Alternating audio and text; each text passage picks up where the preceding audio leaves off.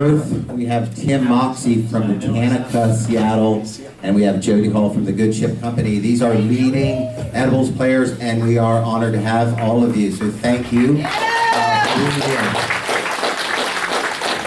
Okay, so let's just get through, and first I want to just have each of you introduce yourselves. I'm going to do this in order. If you could, because of the audio, we've got such a big room, bring the mics close, and just go ahead and yank if you've got any challenge here.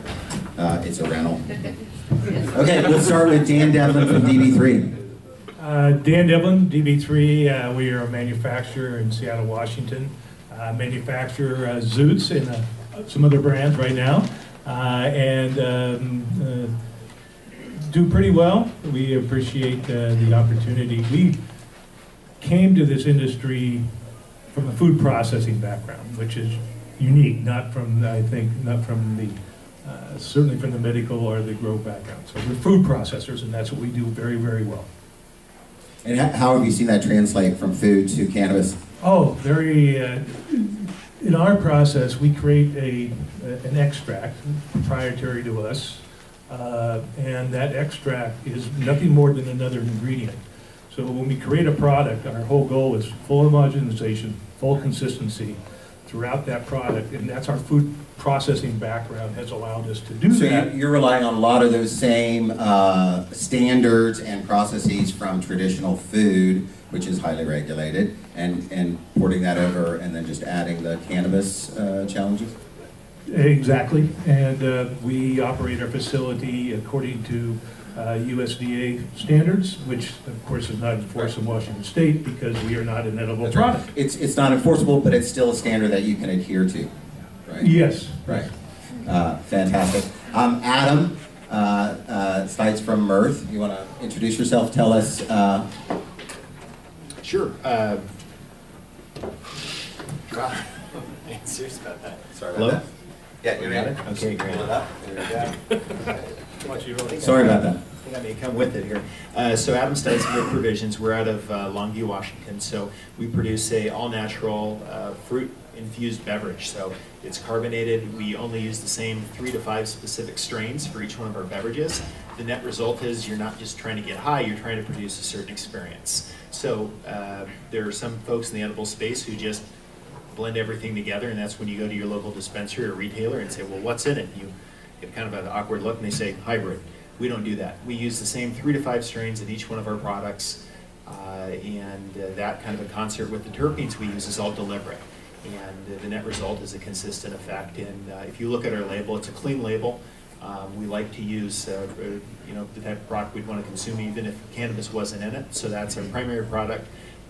Just released a Drift sublingual spray, and Drift spray sprayed underneath your tongue, 1.6 milligrams per spray for the effect in 5 to 15 minutes. So it's portable. You can perfectly dose. You understand kind of where you're at. Once you kind of get to the proper cruising level, you're able to maintain that altitude and do it in a discreet manner. Fantastic. Let's go to Tim, Botanicals, Seattle. Spot. Hello everybody. My name's Tim. I run a company called Botanica Seattle, and we're a company that makes a number of brands. One of them is called Spot, which is on the screen there. So Spot was one of the first brands out, which was a goal at taking the potency of the product and making that front and center. The more endowed event that happened in the New York Times was one that put a lot of shock through people. So how did we convey to people what was in it, the milligram statement, the sativa, the indica, the hybrid sort of format that went into it, and do a really good cookie. So we have the largest range of products out there on the market, which means that you can dial in the experience that you want. Much like Adam said, it's a case of thinking, do you want to go out on a bigger night or have a calmer day at home? We also do a number of other brands. One is called Proper, which is sort of a premium chocolate brand. We do a range of sex products called Bomb, which is just debuting this Valentine's. And we have some mints, which are named Moxie's Mints. And what's your background, Tim? Where do you come from? What industry? You know, I came out of a business a long time ago, and I've been an entrepreneur about the last 10 years. I made a product called Noon, which is sort of a tablet that you drop into water to get like a Gatorade equivalent. So I had a big experience in that, and then saw the market coming this way and decided that a brand-driven company in still in the consumables market. That's right. Yeah. Very cool.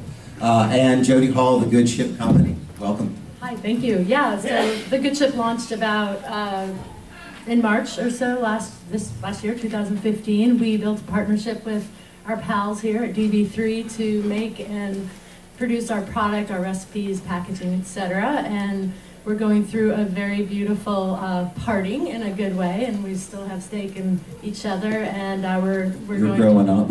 We're growing up. We're building out our own processing facility. Construction starts February 1st down in Soto, so we're excited about that, and we'll be launching new products as well. And you know, my philosophy, my background, I grew up at a little company called Starbucks, from 30 stores to 3,000, kind of working, one of the first people in the marketing department. My job was to open a few stores and markets. And I think I opened 45 markets or something ridiculous. But kind of, you know, I really love the experience of working at Starbucks and kind of taking this commodity and turning it into an experience. And that's kind of a lot of the incentive behind me starting the Good Ship. And I also started Cupcake Royale 12 years ago. And we have 6 shops in Seattle, and we're sold at Met Market, and it's still a really great thriving business. And so we're trying to take the stigma out of marijuana, try to have a seat at the table during this incredible renaissance to create a new narrative around the future of pop culture, and we're really excited about that. Obviously, building an incredible product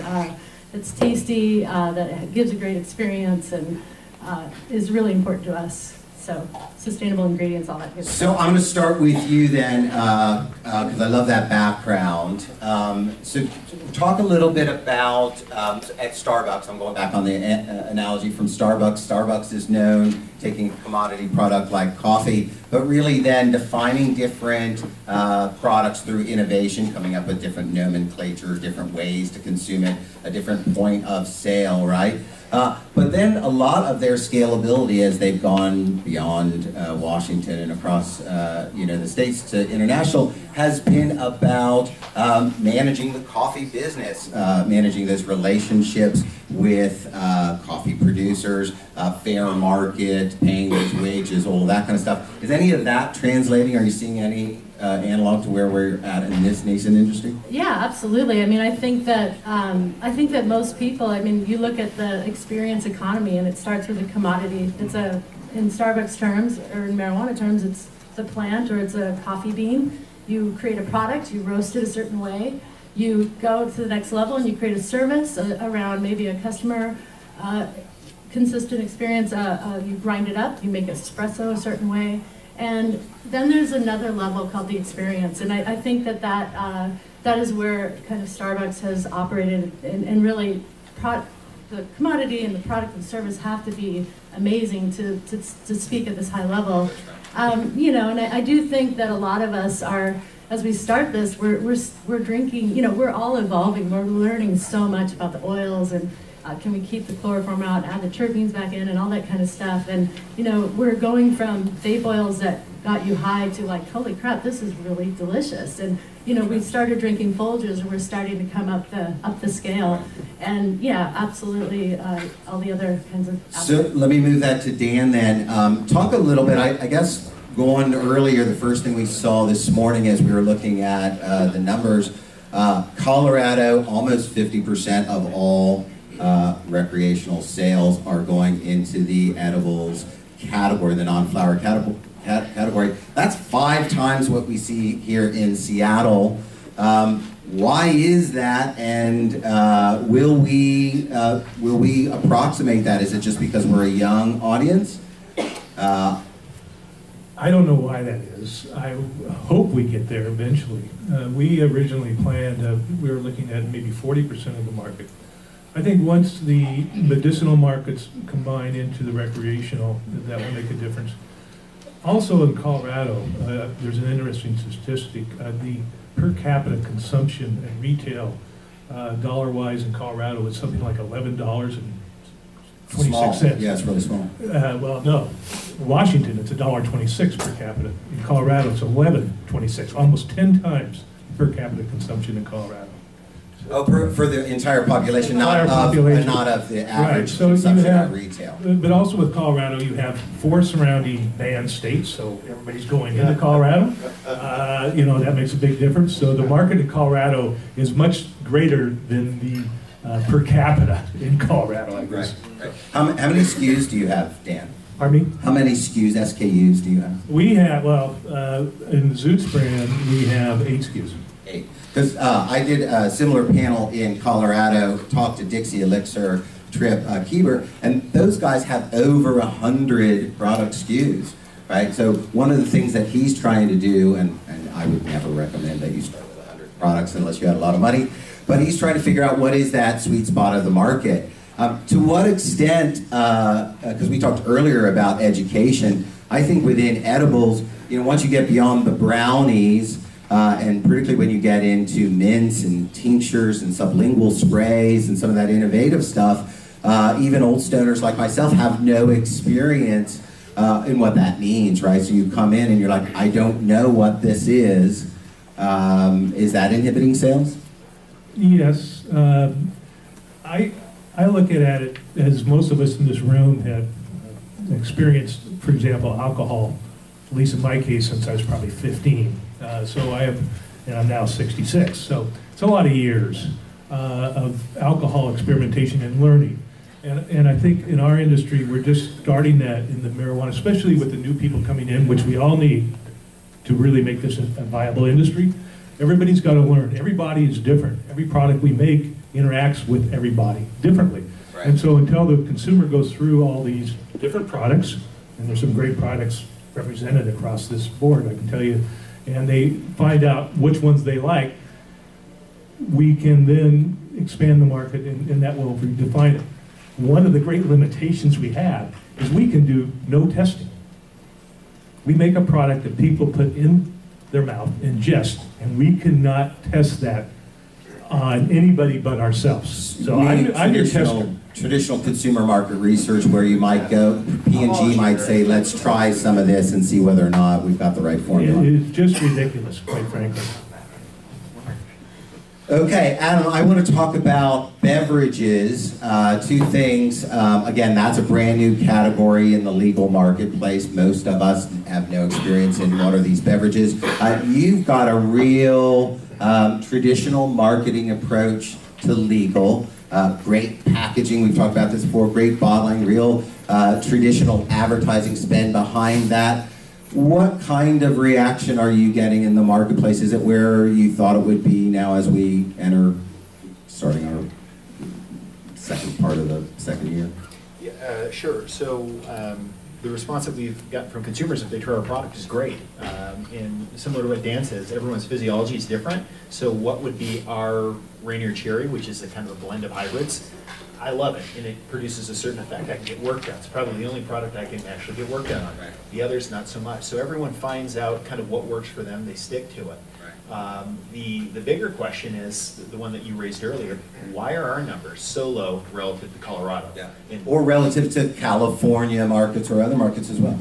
Right. So, I think Dan hit on some interesting points.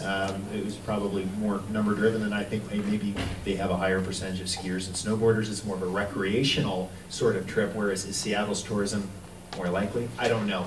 I wish we could get some more hard data to figure out what is driving the substantial difference where, sometimes we're 7% of revenue, and then hearing numbers like this, which is new to me, 50%, there's something strange. I was in Telluride this last weekend, and I was in a couple of dispensaries, and I'm not going to say that their product selection is any more impressive or enticing than ours. Right. And especially, looking at direct competitors in the drink space, right.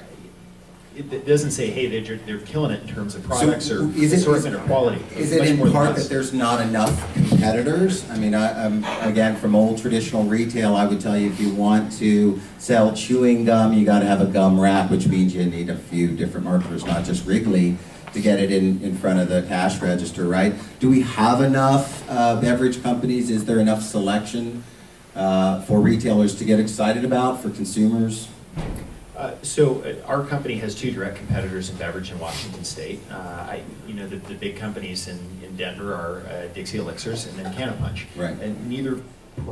So in other words, I'd say that Washington's assortment of products is superior to that of Colorado. So what gives? Yeah. You know, you've got a host of 4 excellent manufacturers who I think our product is heads above in terms of quality and branding and presentation to Colorado. So why aren't we hitting the numbers? Yeah, that's my question. I want to, TM, switch the conversation a little bit. I want to make sure that we touch 2 things. The first is talk about your sourcing. Right, we started off this morning. We just heard Jeremy Moberg, who sounded a little bit of an alarm based upon what's out there in the marketplace, what's happening in Colorado with contaminants and pesticides making their way into the food chain, and then eventually that coming into your world. How do you source your flour, and how do you ensure that you're sourcing it correctly? It's a big deal for us to get this right. I mean, the scare stories coming out of Colorado. It's not a place that we want to be. So all of our stuff is sourced from a clean green certified grower, which basically means it's the garbage in, garbage out type philosophy. We buy great stuff going in, and we process it. Explain to us what clean green is. You know, you cannot say that marijuana is organic. So this is a certified organic, but not called organic manufacturer. So yeah, so clean green is their version of saying it's done the right way. But and are you worried about recalls? Are you worried about these kind of random, that there might be product out there in the market, or are you feeling comfortable that the current process protects you and the consumer?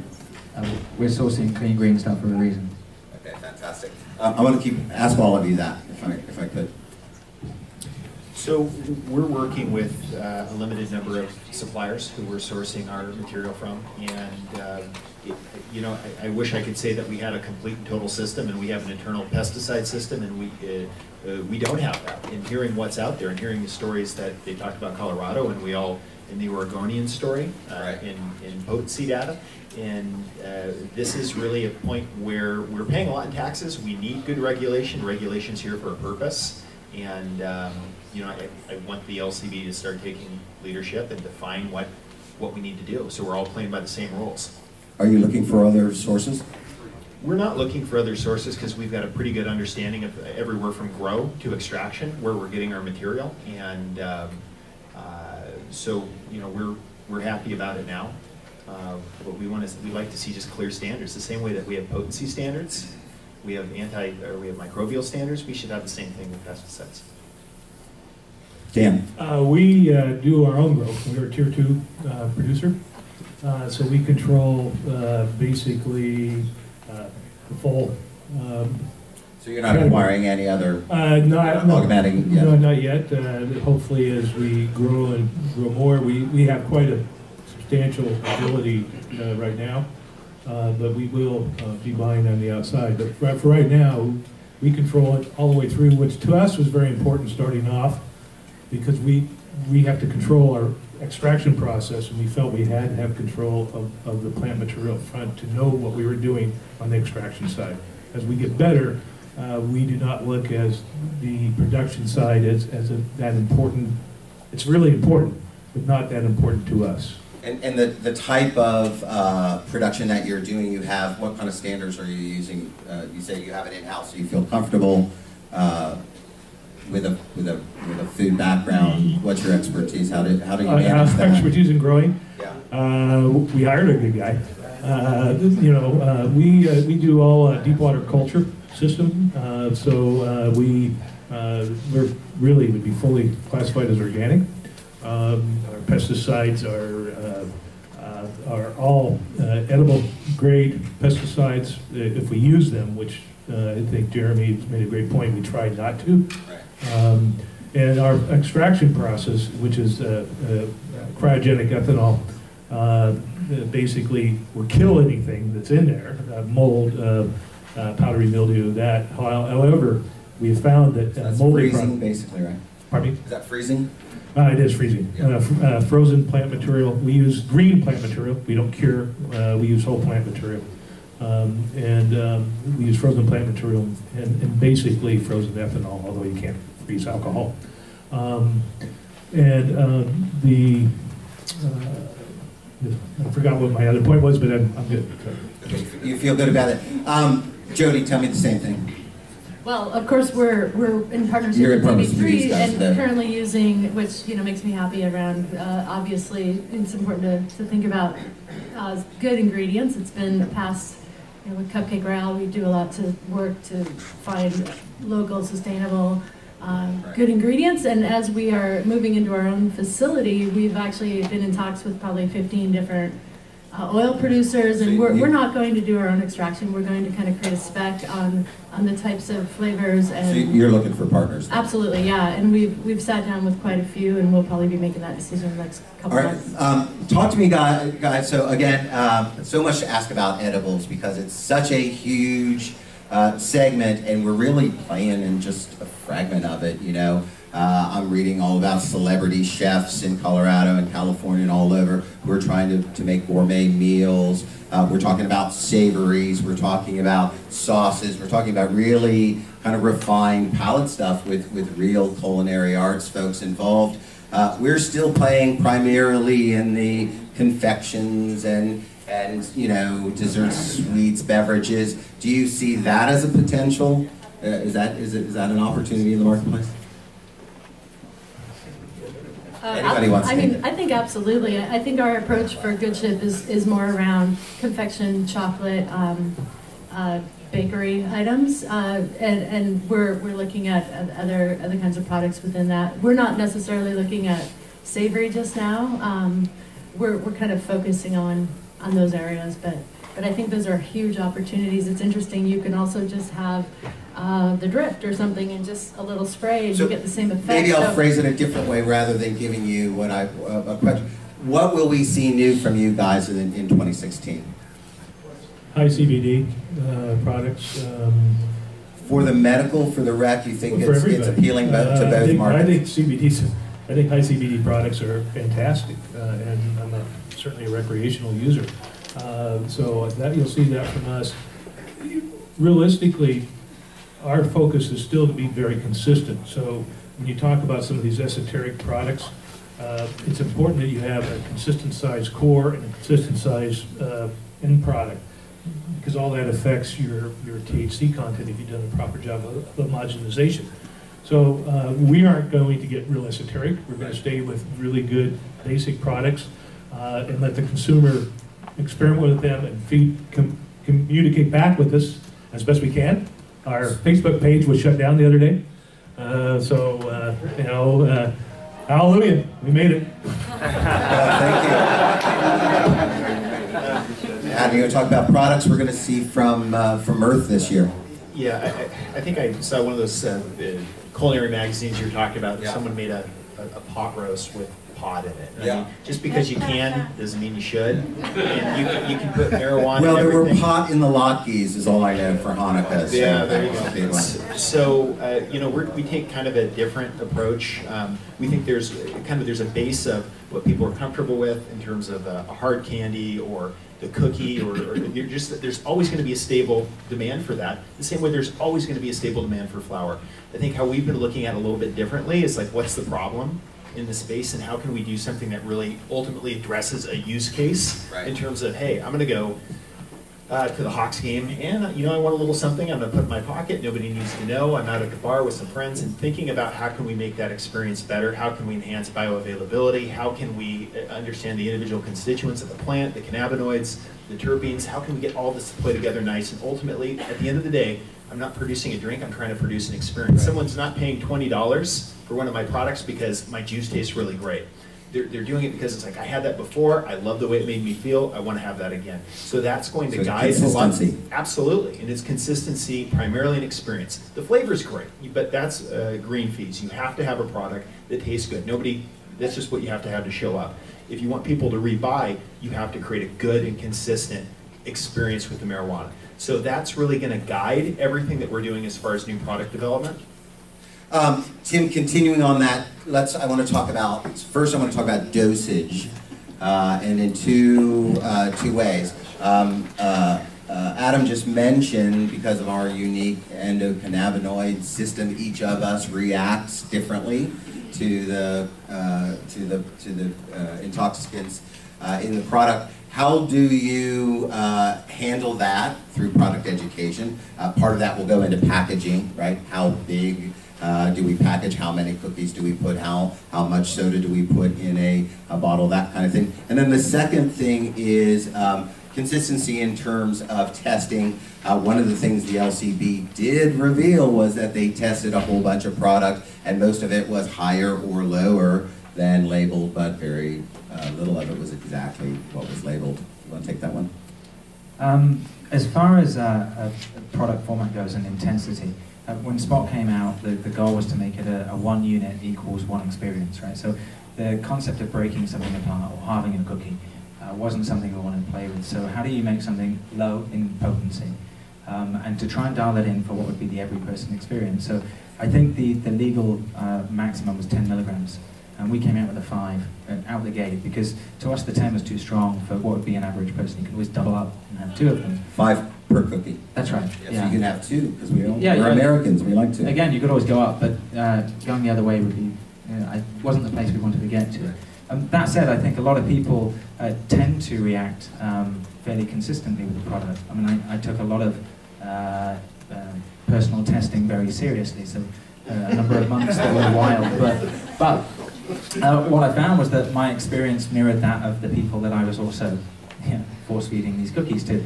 And most people reacted in a very similar way. So until you build up some sort of tolerance, I think most people are generally in the same sort of mood space. So, the second one was the making sure that each cookie does have 5 and not 10 or 15. Yeah, I mean that comes down to basic, as Dan said, if you want a food manufacturing background, do you do your job properly and do you mix it up, right? So do you add the right amount of stuff in it, and you need to fail spectacularly not to get that bit right, and then do you mix it up properly?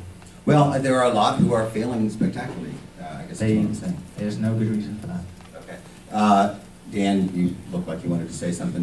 Can you talk a little bit about testing standards and about now you're in a kind of you're on the extreme in that you're, as opposed to being a baker, almost a manufacturer of product. Is that correct? Is that a characterization? We manufacture. Right. We do our own testing also prior. We would never send out anything that was not tested by ourselves first to know that we're within the bounds. We have a full laboratory. We have a chemist on staff, which is important because we deal with a lot of ingredients. And as Tim aptly put it, we're creating an experience. Really, one of our little lozenges, we don't use the word candies, 5 milligrams a piece. We really want to make sure that that little lozenge is really just a package, because what we're really selling is the experience. Right. And so we always test, and what's critical in food, long-term wise, and this is going to happen, there's going to be a bad experience by a consumer. That experience, in my opinion, is not going to be a result of the THC. It's going to be a result of the other ingredients that are used and the processing method that's used. So we have to, as an industry, protect ourselves, because edibles is the bullseye. Right. Everybody, we're the children's nightmare. We're the parents' nightmare. I've had a teacher said, all my kids are going to carry your stuff in their pocket. I hope that's not true. Right. We don't want to encourage that.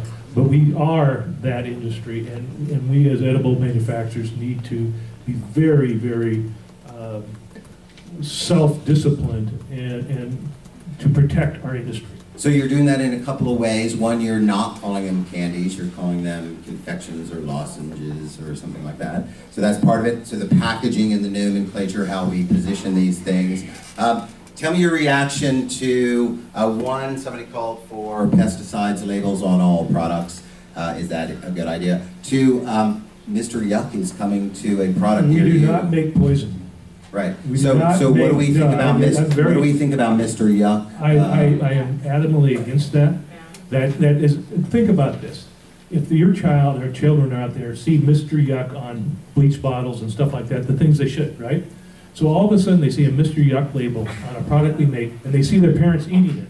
That changes their whole perception of Mr. Yuck. That's right. This is a terrible, terrible, stupid. Excuse me. And We are fighting it. Who else wants to beat up on Mr. Yuck? Anybody in favor of that wants to say yes, we need Absolutely Yuck? not in favor, but I do think as a community we really do need to sit down with legislators and build relationships with these guys, because they're making decisions without the full understanding, and I think groups like WACA or CORE, it sounds like, is coming together. It's really important that we get in front of our legislators. And what would be an are involved. alternative that you guys would endorse in terms of, is there a visual symbol, maybe not that big yellow ugly guy, because I mean the hype, the propaganda started around Halloween, right? And we started seeing that, oh, guess what, you know, your kid's going to come home with some expensive edibles.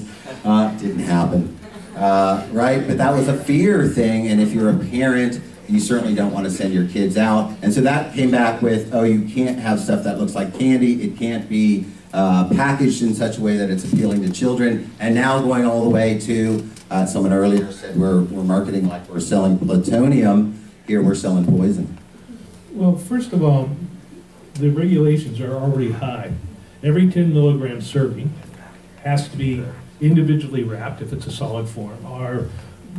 So for our product to get into a child's hands, basically they have to use scissors or a knife to cut it out, and that isn't going to happen. So that's It means the adult or the parent is being irresponsible, and that's what we have to recognize. We are doing a ton. We're more than happy to do more, but we cannot call our product poison, because our product that we manufacture, all these people up here manufacture, is the safest, most consistent dosage you can get today in a recreational market and medical market.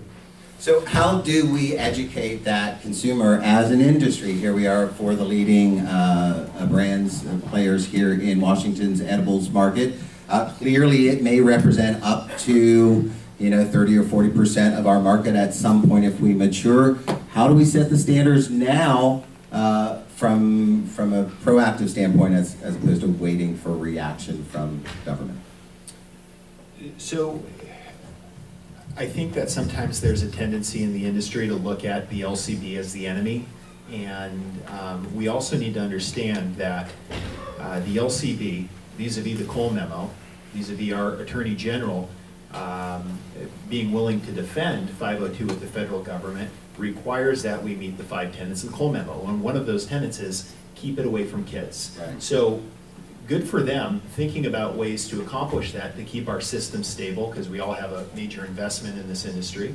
And so I think they're approaching it from the right idea. Hey, how do we do one more thing? We've done a lot in terms of out-of-state distribution, make sure there's no diversion. We've done a lot in terms of going to stores and auditing for doing buys for kids under 21. So all this stuff we can show the federal government. That's why we haven't had raids. So nobody talks about the accident that didn't happen, but there's quite a story there that we've got a system in place because we have regulators who are ensuring we're compliant with the Cole Memo. So I see what they're trying to do here. They're trying to have one more nail that they can show the federal government, hey, we're keeping it out of the hands of kids. Now, as Jody talked about, we need to use the organizations we already have in place. WACA is a great example of an organization who's gotten a lot done in Olympia to say, hey, we love where you guys are going, but let's be reasonable about it and let's work together. And I think the attitude of us versus them is not going to get us as an industry, which includes the LCB, the Attorney General, and everyone in this room. So we've got to kind of work together. Department of Health. And also work across states. I know that there's a recent effort, and anybody in edibles actually should be a part of this, but there's an effort in Colorado and California and Washington to work together to have a consistent message to take to whether they're the state representatives or U.S. And I'm going to send you guys all that stuff, and anybody else, please send me your email, and we should start organizing around So that. that's right. So communicate with your colleagues in Colorado, Oregon, California, around the country. Even though we can't do business, we can share knowledge.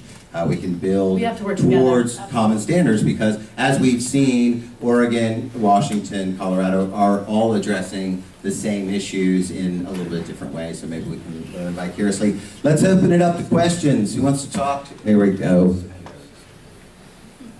I'm wondering if issues with shelf life have provided a unique challenge to the edibles segment of the industry. Absolutely. I'd have a cold brew coffee on the market if it wasn't for the restrictions on refrigeration. It absolutely restricts the type of products we can produce because of what the state deems potentially hazardous foods. So we're not allowed to have what's called potentially hazardous food in Washington. So that takes a whole bunch of products off the market, unless you want to pump it full of preservatives or remove water. And I'm going to abandon this and just shout. My question is, how do you guys view, specifically in edibles, the absorption of medical? Because there are patients doing 100 milligram doses at a time. Under the current guidelines in recreation, it becomes cost prohibitive in the products. Will that change? Is that in the process of changing? Is legislation being put up for that type of product specifically for medical use? I believe that it's very unfortunate that the true medical community, Right. has to pay the excise tax. You know, our product at retail is 3 to 4 times wholesale, and that's 50% of that's taxes basically. And I think that needs to change, and hopefully we can bring about that change. The regulations being proposed are that if your product meets medical standards, we'll be able to offer up to, I believe, a 200 milligram product in certain categories, which we will do. And hopefully that will help out. The key, I can take a small little lozenge that we manufacture, our Zoot Rocks, that has 5 milligrams, and I can manufacture that with 100 milligrams in it. So the element is we want to meet that need, and I think the unfortunate thing is the taxation is terrible. And just to follow up on that, you did say there is some pending legislation, or they are? Yes, well, the Department of Health is studying rules. They will be coming out shortly. We're supposed to be out 2 weeks ago, that govern what is considered medical-only products. So the only people that will be able to buy those are people with medical cards, and those will be allowed to be higher dosage. And I believe the first set of rules, the rulemaking that I saw, we could go up to a 200 milligram product. Thank you. Yeah. Questions? Yeah. From a marketing standpoint, stand up. Yeah. I love edibles, by the way. I found that the hardest thing is, from a marketing and a retail standpoint, is the cost to experiment that people think is going on, and I'm not asking to lower prices. What I'm curious about is even a combined all edible world together marketing motion, because I'm not finding any new consumers coming over. My old stoners are used to brownies that they made at home with no dosage regulation. Yeah, they're willing to experiment with flour, but they look at a cookie with 10 milligrams and they say, I don't want to experiment with a price. I saw with the 80 milligram sodas, a lot more newer people willing to try something. And that's my hardest point as somebody who loves edibles and believes in them wholeheartedly, is we have to be honest and say physiologically we don't know what 10 milligrams would do for you individually. That experiment is now on you. And without chasing bottom, without cutting bottom line so that everyone can still make money, is there a way to encourage more exploration from the consumer that isn't maybe not budgeted to necessarily take an experiment that they think isn't going to work on them? That, and then I'm curious if Colorado's market, if the price per milligram is different, if it's lower there, or because that's basically my hardest time, getting people to try a new thing. Price is lower. I'll go on this one. So I also like edibles, and I think they're really good. I think they're an enjoyable experience. They're very consistent. Done well, it's a great way to do things, and it's much less of a brain freeze, I guess, than smoking, which is not my favorite way. So how do we tell people about that? Well, trying to promote people to consume more drugs is always a sort of a delicate balance, right? and that's what it is. So right now, the goal of I get everyone here is to sort of tread a very fine line and to encourage them softly to consume more. But I think as a group, we need to sit together and just try and do something to explain, well, here's what it is about, here's why consuming this would be a good idea, and to try and break down some of the misconceptions. But I think we ought to be doing something as a group body. And I forgot the second question. Price per milligram. Price per milligram. I was in Colorado last week, and I was shocked at like Adam said, the quality was way off where I expected. I expected it to be a mecca of towering brands and them sort of schooling us on how to do it, and it wasn't. It was harping back to what was a medical sort of feel. The packaging was pretty backward, and the product consistency was. I was really shocked, and I tried a lot of stuff, which again sounds kind of funny, right? But God, some of it wasn't fun. And I took some of the products down there, some of the Snoop as a brand that's down there, and they have these little candies. Yeah, that's right. And we lined the candies up that came out of this packet, and they varied by 50% in size. Right now, how was that a product? I couldn't do that here. So I was shocked at sort of where Colorado was. I did find the price per milligram to be quite a bit cheaper, but the noticeable difference was CBD was priced at a significant premium and selling. Whereas here, it's just not. So there's a big difference on that. Yeah, they've got all kinds of regulations. It's definitely cheaper. One interesting thing, back to Jeremy talking about labeling pesticides. If you do buy flour, you still buy it primarily in a big jar. They weigh it out, right? So that's the label. They package it in a big plastic bottle and slap a label. On that label tells you what you have in terms of potency, and then there's a list of potential pesticides and contaminants that may or may not have been used in this product, right? And don't read it. Yeah, it's ugly. So yeah, that is the marketplace, and certainly what we've seen from our perspective is you guys here are doing a better job in terms of creating brands, creating packages, and creating retail experience. But in large part, that's because their model really isn't focused on brands. People are still coming in and buying strains. Yes, and we will actually, hopefully, we will have Zoots in Colorado within 2 weeks. The differential in Colorado is it's fully integrated. So you have primarily the retail stores making the product, and rather than doing consumer packaging, they're doing mass production. And that's the big difference. Well, they're also not gated by production, right? So you're talking here about, tier 3, you've only got so much production at maxing out. There they don't, and in terms of vertical integration of the retailers, you have retailers with 8, 10, 12 stores. So that changes as well. They can buy in volume, they can market and promote, you can promote with them, and that makes more sense economically. So I want to thank this panel. We have one more? Yeah. And then we're going to wrap it. We got to keep going. Thank you. Looking at the numbers in Colorado and the numbers in Washington, it would appear we're missing about 90% of our potential market, which is huge. If you look at the numbers of people, the consumption of smokable versus non, I think that's what, about 85% is smokable. So it appears to me that that missing 90% of the market is pretty much resides in the lack of the edible side of the market to evolve. And I think we as an industry have a marketing job to do to convince people that that is the safe and healthy way to enjoy the product. So I think that those two explain kind of what's going on there. And we need to go after that market. Okay, I got one as an industry. One last one from Jake. My name is Jake. I work with Eagle Labs. And my first experience with Memo was maybe a high school kid. We dropped an ounce of swag in a box of brownies and called good. I don't think any of us remember what our experience was because we all fell asleep around the campfire. And maybe God will share that experience with all of you. One of the questions, and that was just mixing raw cannabis with seeds and all in a box of brownies. This was 30 years ago. What is the preferred extraction method? What type of products do you actually use to create some of these products? I heard about the cryo alcohol. That seemed like real interesting. But what are some of the preferred products you're using to actually make 10 milligram products?